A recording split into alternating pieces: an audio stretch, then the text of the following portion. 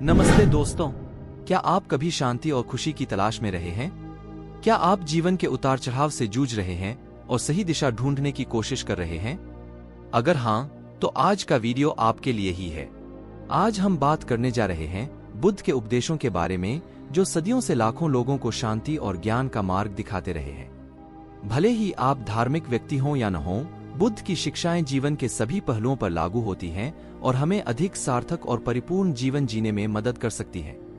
इस वीडियो में हम बुद्ध के 4 आर्य सत्यों, अष्टांगिक मार्ग, ध्यान और माइंडफुलनेस, करुणा और मित्रता जैसे प्रमुख विषयों का पता लगाएंगे। हम देखेंगे कि कैसे इन सिद्धांतों को लागू करके हम अपने दुख को कम कर सकते हैं, आंतरिक शांति पा सकते हैं और दूसरों के प्रति अधिक दयालु बन सकते हैं। तो फिर देर किस बात की? आइए बुद्ध के ज्ञान की गहराई में उतरें और अपने जीवन को बदलने के लिए उनकी अमूल्य सीखों को अपनाएं। वीडियो शुरू करने से पहले हमें कमेंट में बताएं कि आप किन सवालों के जवाब ढूंढ रहे हैं या बुद्ध के उपदेशों के बारे में आपका क्या अनुभव रहा है। चलो शुरू करें। पाठ 1, 4 आर्य सत्य। दुख की सच्चाई। जीवन में दुख अनिवार्य है। जन्म, वृद्धत्व, बीमारी, मृत्यु और प्रियजनों से वियोग, ये सभी दुख के रूप हैं। यहाँ तक कि सुख क्षणभंगुर होते हैं और जल्द ही दुख में बदल जाते हैं। दुख के कारण का सत्य। दुख हमारे अज्ञान, इच्छा और मोह से उत्पन्न होता है। हम अनंत सुख की इच्छा रखते हैं, लेकिन वास्तविकता यह है कि जीवन क्षणभंगुर और परिवर्तनशील है। दुख के निरोध का सत्य। दुख को समाप्त करना संभव है। ज्ञान, करुणा और ध्यान के माध्यम से हम अपनी इच्छाओं को नियंत्रित करना सीख सकते हैं और मोह से मुक्त हो सकते हैं। दुख निरोध के मार्ग का सत्य। दुख को समाप्त करने का मार्ग अष्टांगिक मार्ग है। यह एक व्यावहारिक मार्गदर्शिका है जो हमें ज्ञान और मुक्ति प्राप्त करने में मदद करती है। अष्टांगिक मार्ग के 8 चरण। 1 सम्यक दृष्टि, सही दृष्टिकोण। 2 सम्यक संकल्प, सही विचार। 3 सम्यक वाचा, सही भाषा। 4 सम्यक कर्म, सही कर्म। 5 सम्यक आजीविका, सही आजीविका। 6 सम्यक प्रयास, सही प्रयास। 7 सम्यक स्मृति, सही स्मृति। 8 सम्यक समाधि, सही एकाग्रता। निष्कर्ष, 4 आर्य सत्य बौद्ध धर्म की नींव है। इन सच्चाइयों को समझकर हम जीवन में दुख को कम कर सकते हैं और अधिक शांत और खुशीपूर्ण जीवन जी सकते हैं। उदाहरण: जन्म। बच्चे का जन्म एक सुखद घटना है, लेकिन साथ ही यह माता पिता के लिए चिंता और जिम्मेदारी का भी समय होता है। वृद्धत्व। वृद्धावस्था में हम शारीरिक और मानसिक कमजोरी का अनुभव करते हैं, जो दुख का कारण बन सकता है। बीमारी। बीमारी हमें शारीरिक और मानसिक रूप से पीड़ित करती है। मृत्यु। मृत्यु जीवन का अंतिम सत्य है और यह हमारे प्रियजनों के लिए दुख का कारण बनती है। प्रश्न: क्या आप 4 आर्य सत्य से सहमत हैं? आपके जीवन में दुख का क्या कारण है? आप दुख को कम करने के लिए क्या करते हैं? पाठ 2, अष्टांगिक मार्ग। अष्टांगिक मार्ग बौद्ध धर्म की एक व्यावहारिक शिक्षा है जो हमें ज्ञान और मुक्ति प्राप्त करने में मदद करती है। इसे मध्यम मार्ग भी कहा जाता है क्योंकि यह अतिवाद से बचता है। 8 चरण। 1 सम्यक दृष्टि, सही दृष्टिकोण। 4 आर्य सत्यों को समझना। 2 सम्यक संकल्प, सही विचार, लालच, क्रोध और मोह से मुक्त विचार। 3 सम्यक वाचा, सही भाषा, ईमानदारी, दयालु और सच्चा बोलना। 4 सम्यक कर्म, सही कर्म, अहिंसक, नैतिक और दूसरों के लिए हितकारी कर्म। 5 सम्यक आजीविका, सही आजीविका, नैतिक और दूसरों को नुकसान न पहुंचाने वाली आजीविका। 6 सम्यक प्रयास, सही प्रयास, बुराई को दूर करने और अच्छाई को विकसित करने का प्रयास। 7 सम्यक स्मृति, सही स्मृति, अपने विचारों, शब्दों और कर्मों का ध्यान रखना। 8 सम्यक समाधि, सही एकाग्रता, मन को शांत और एकाग्र करना। अष्टांगिक मार्ग के लाभ: दुख को कम करता है, आंतरिक शांति और खुशी प्रदान करता है, ज्ञान और मुक्ति प्राप्त करने में मदद करता है, नैतिक और सदाचारी जीवन जीने में मदद करता है। उदाहरण: एक व्यक्ति जो सम्यक दृष्टि रखता है वह 4 आर्य सत्यों को समझता है और जीवन में दुख को स्वीकार करता है। एक व्यक्ति जो सम्यक संकल्प रखता है वह दूसरों के प्रति दयालु और करुणामय होता है। एक व्यक्ति जो सम्यक वाचा रखता है वह झूठ नहीं बोलता है और दूसरों को चोट नहीं पहुंचाता है। एक व्यक्ति जो सम्यक कर्म करता है वह चोरी नहीं करता है और दूसरों की मदद करता है। प्रश्न: आप अष्टांगिक मार्ग के बारे में क्या सोचते हैं? आपके जीवन में अष्टांगिक मार्ग का क्या महत्व है? आप अष्टांगिक मार्ग के 8 चरणों का पालन कैसे कर सकते हैं? पाठ 3, ध्यान और माइंडफुलनेस। ध्यान मन को शांत और एकाग्र करने की एक प्राचीन तकनीक है।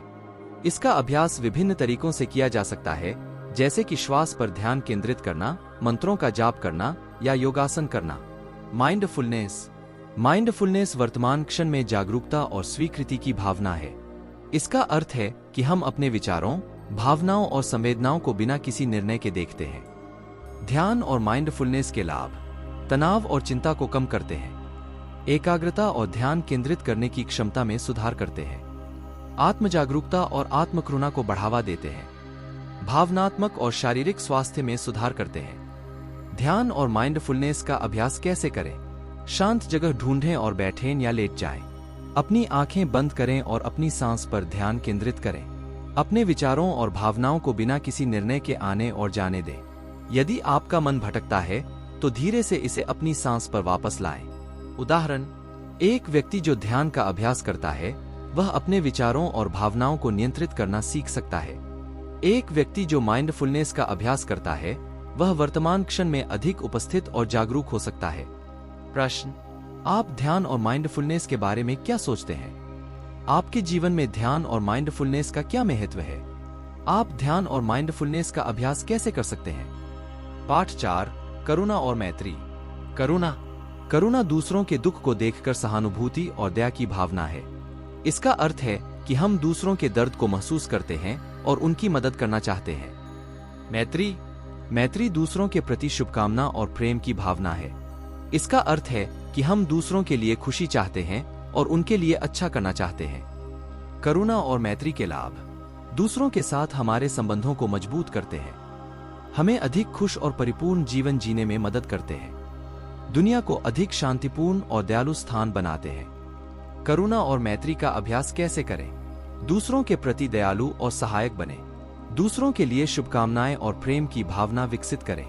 ध्यान और माइंडफुलनेस का अभ्यास करें। उदाहरण: एक व्यक्ति जो करुणा का अभ्यास करता है वह जरूरतमंद लोगों की मदद कर सकता है।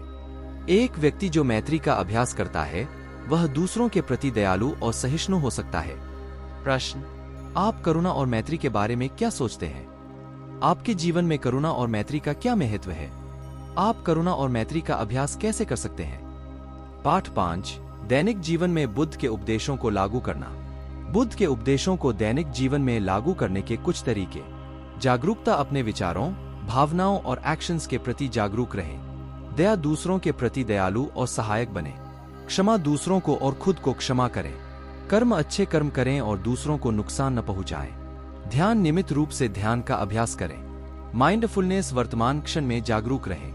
आभार: अपने जीवन में जो कुछ भी आपके पास है उसके लिए आभारी रहें। सादगी: सरल जीवन जिएं और भौतिकवाद से बचें। संतोष: जो आपके पास है उसी से संतुष्ट रहें। ज्ञान: बुद्ध की शिक्षाओं का अध्ययन करें और उनका अभ्यास करें। उदाहरण: जब आप गुस्सा महसूस करते हैं तो शांत रहने और अपनी भावनाओं को नियंत्रित करने का प्रयास करें। जब आप किसी को परेशान देखते हैं तो उसकी मदद करने की कोशिश करें।